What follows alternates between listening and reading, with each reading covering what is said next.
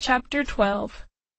The first timid "I-am" absorbed into Zelda's dreamscape, reverbing from the vanilla clouds and the scream of air as her body plummeted through it, hands outstretched clasping at nothing, the ground and its promise of death spreading beneath her like a zooming telescope. Ahem. Sluggishly she yawned, taking her time to blink awake. The doe-eyed maid from before stood rigidly at the foot of the bed, clasping a bundle of fabric in her arms, while nervously clearing her throat for the umpteenth time. A fire had been set in the hearth, and the stations of candles around the room were sparked to life. The pulsing, ethereal orange glow caught the black silk folds Ellie held as she kept staring at Zelda with the unbridled dismay of someone forced to watch a horrible toy with their prey. "I'm so sorry to wake you up, Your Highness, but I've been asked to get you ready for dinner."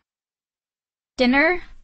Zelda attempted to sit up, realizing her left arm was still knotted by the lively turquoise scarf. Contrition froze her in place, with Ellie's stare refracting the evening outside of Zelda's sunken presence within it. The last hours seeped like ink as what had felt destined and inescapable within the unlit throes tilted, dragged into waking light.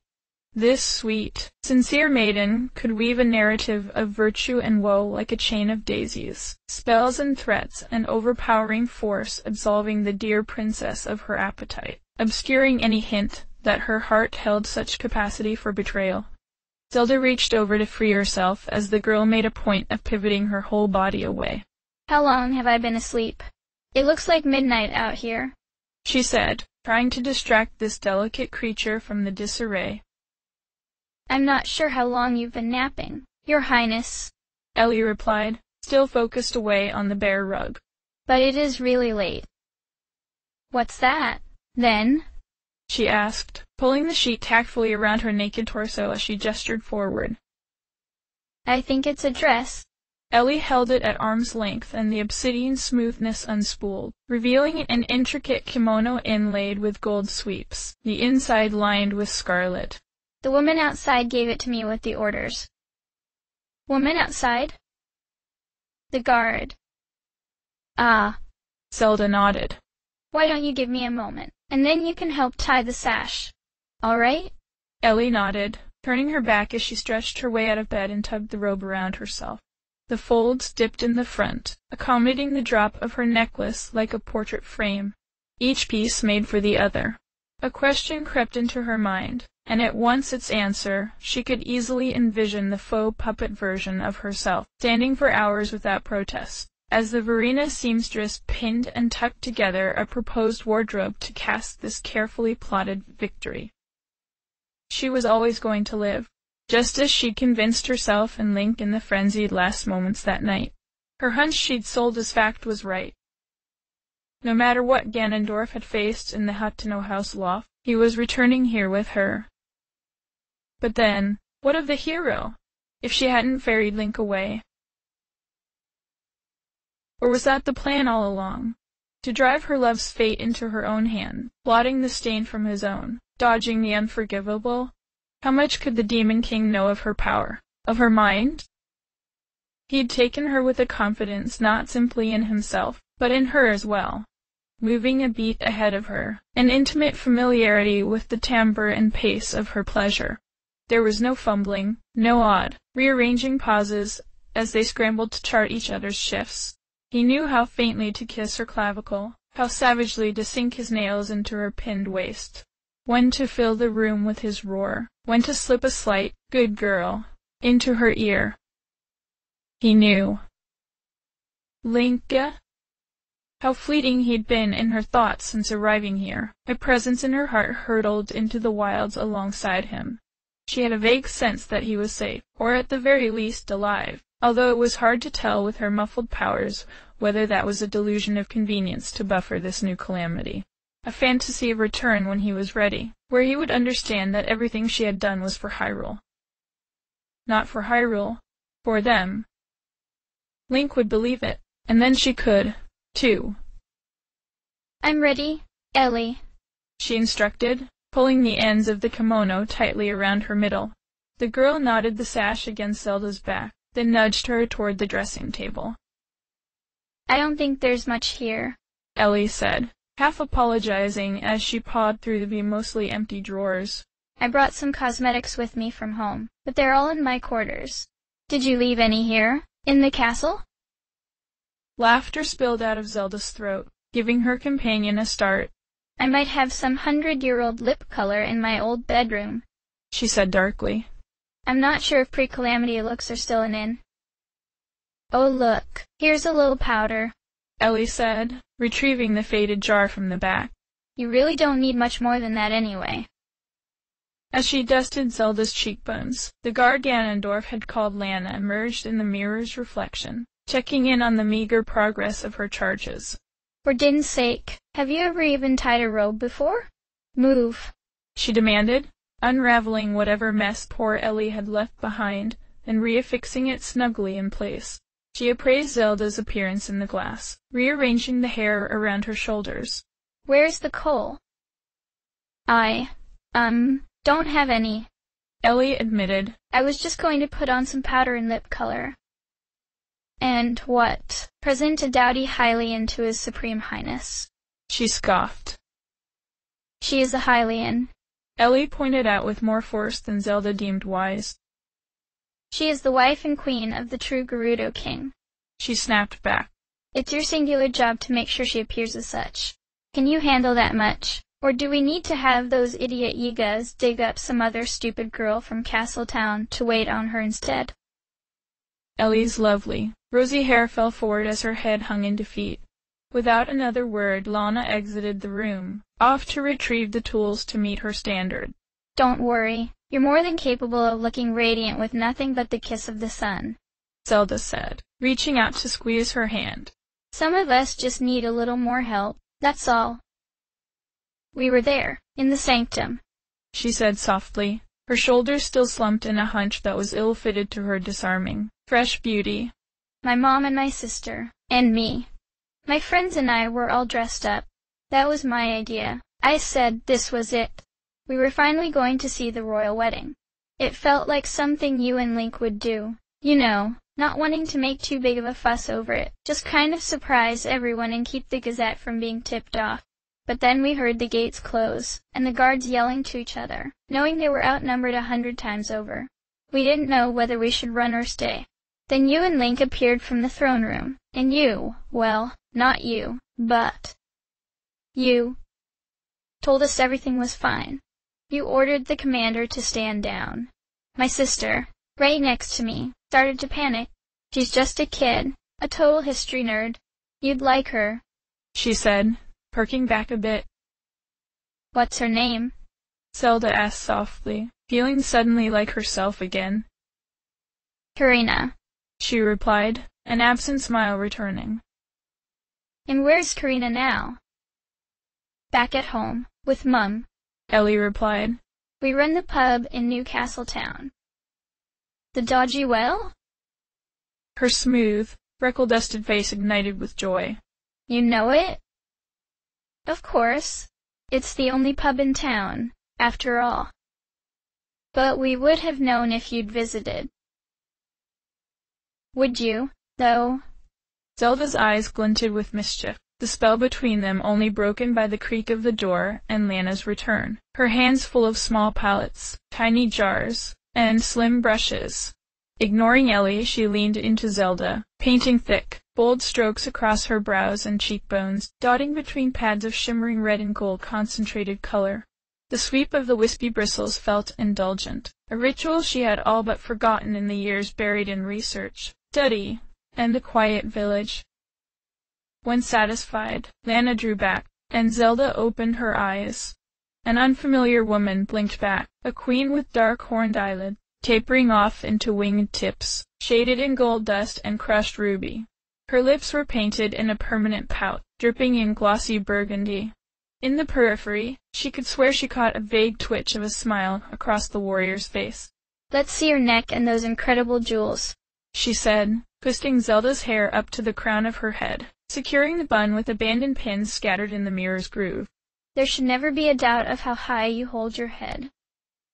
She lingered in her reflection, tilting her chin up and down, admiring how the paints and angles played with the candlelight.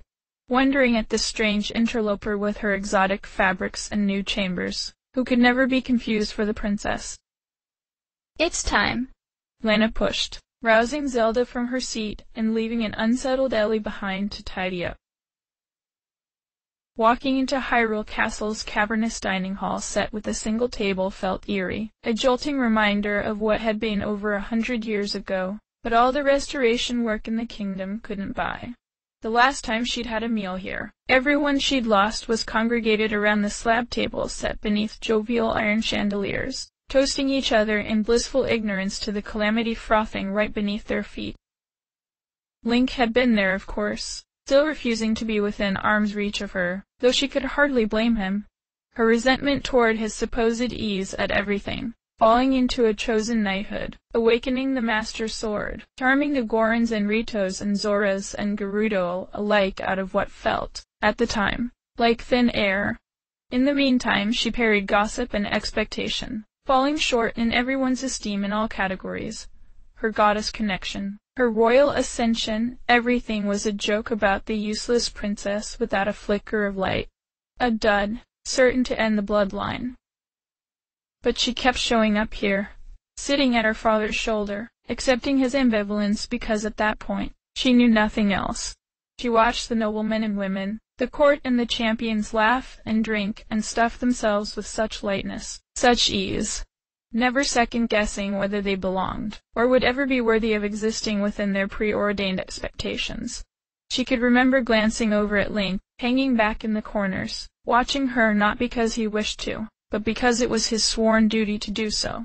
She wasn't sure, even now, when that obligation had melted into joy and then want, but in this immense yet suffocating room, it was still a far way off. Ganondorf made a show of standing as soon as she was in view, meeting her in the middle of the hall with a kiss of her clasped hands. The glint in his eyes told her that Lana had done well. He held her at arm's length, savoring every inch of her as if regarding sculpture he'd traveled ages to behold. Has she ever looked so beautiful? He posed to the guests, whom Zelda only noticed now, seated along the length of the massive table. Pen and Tracy observed her entrance, confusion and dismay unfurling like panels in a fan. The Rito Pen, rivaling Ganondorf in stature with his impressive wingspan, started to choke on whatever morsel he'd snuck into his beak.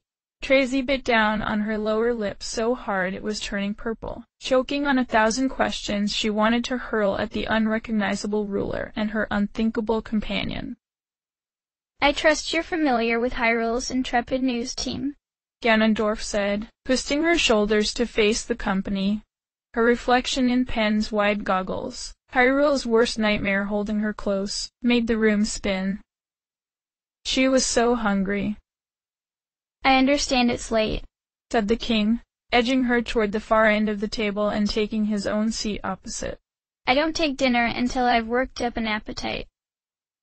Zelda stared down at the china plate, trimmed with a ring of golden triangles and brimming with the most elegant meal she had seen in an age. Charcoal roasted pheasant drizzled in wild berry glaze, earthy glazed mushrooms, and charred peppers beckoned her back into the land of the living after almost 2 days without food. She struggled to keep from shoving the entire bird into her mouth, ravenous but all too aware of the audience absorbing the minutiae of her movements, her dress, her posture, her words she'd yet to speak. She could feel their suppressed inquiries tearing at her. Her relationship with the Lucky Clover Gazette had been tenuous at best, even as their stories morphed from speculative, potential princess sightings, to fawning coverage of war, the princess returns, and then, the knight triumphs. She hadn't minded giving them a few extra minutes alongside events at the castle or around the towns. After all, the more people knew about the special instructor needs at Haatno's school, or how to spot possibly significant artifacts being sought in the kingdom outskirts, the more support they might receive. But then, as Newcastle Town began standing on its own feet and Link and Zelda spent less time at its center, she started to notice patterns. Feeding horses and quick Pura pad flashes. A single Rito circling low, then taking off. And a few days later, there, Link Watch, feature taking up the second page of the paper. It didn't take many cycles before Link rode out to have a conversation with them, one she wished she could have witnessed. "They've gotten enough of you already," he said as he swung his legs up onto Epona, his jaw set in that fiercely determined line that promised to speak scarcely and clearly. He'd always liked to handle important matters on his own. They both did. "I wanted to host you here as soon as possible," Ganondorf said, nodding to nibbling Tracy and Pen, who'd stuck with just the foliage. "Your work is pivotal to keeping the people of Hyrule informed of what they can expect from this new era, and more importantly, what's expected of them." "And what is that, exactly?" Tracy asked, testing the waters. She was still wearing her thick snow parka and green chunk knit sweater, looking as though she was kidnapped straight off the presses in the Hebra mountain foothills. Which, actually, she likely was. "Obedience," he replied, without hesitation. The table seized like a sharp breath, Pen's feathers standing on end. "As any other ruler would desire," he went on with a chuckle, lapping up the tension tightening the air. "but also opportunity. There is much to be gained for anyone in Hyrule who is willing to put in sacrifice, prove their loyalty, and move forward out of this primitive, superstitious existence. Isn't that right, my pet?" She swallowed the last bites of food in her mouth and cleared her throat with a splash of wine, giving her voice a clear path to resonate across the table. "Yes, my king." Trace's eyebrows betrayed her, arching up to her hairline. Pen's tight beak, Ganondorf's satisfied smirk, all three of them gorging on her 3 syllables, drawing out everything they needed to know. She could feel the flush of embarrassment reaching to the tips of her ears.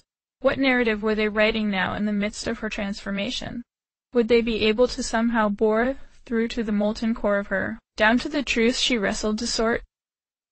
That evening, as she'd flipped herself up from the ravages below to ease herself down onto the Demon King's rigid shaft, gripping her own breasts in rapture as he guided her hips inch by inch down, down till he was buried as deep within her as possible, she'd felt possessed. Certain that if she stole a glance into the dressing table mirror, red glowing eyes would blink back, a dark version of herself capable of reaping euphoria from an unpardonable source.